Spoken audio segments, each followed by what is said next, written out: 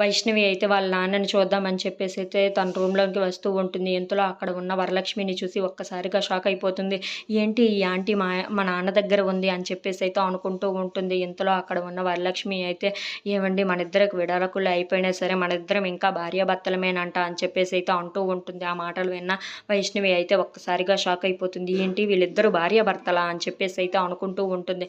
ఇంతలో అక్కడ ఉన్న వరలక్ష్మి అయితే అవునండి మనం చట్టరీత్యంగా విడాకులు తీసుకున్న దైవ సాక్షిగా పెళ్లి చేసుకున్నాం కదా, అందుకే మన ఇద్దరం భార్యాభర్తలుగానే ఉంటామంట అని చెప్పేసి అయితే అంటూ ఉంటుంది. ఆ మాటలు విన్న వైష్ణవి అయితే ఏం మాట్లాడాలో తెలియక అక్కడ ఒక్కసారిగా షాక్ అయిపోయి వరలక్ష్మిని అయితే చూస్తూ ఉండిపోతుంది. అవును మన ఇద్దరం దైవ సాక్షిగా అయితే దేవుని గుడిలో పెళ్లి చేసుకున్నాం కదా, మన బంధం ఎప్పటికీ విడదంట, ఈ జన్మకు మీరే నా భర్త నేనే మీ భార్యనే అంట అని చెప్పేసి అయితే విష్ణుని చూసి చాలా బాధపడుతూ చెప్తూ ఉంటుంది. ఆ మాటలు విన్న వైష్ణవి మాత్రం ఒక్కసారిగా షాక్ అయిపోయి ఏంటి ఈవిడ మా అమ్మ అని చెప్పేసి అయితే అనుకుంటూ ఉంటుంది.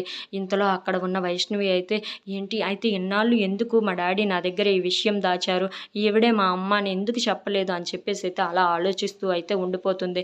ఇంతలో అక్కడ ఉన్న వరలక్ష్మి మాత్రం విష్ణుని చూసి చాలా బాధపడుతూ ఉంటుంది. If you like this video please like, share and subscribe.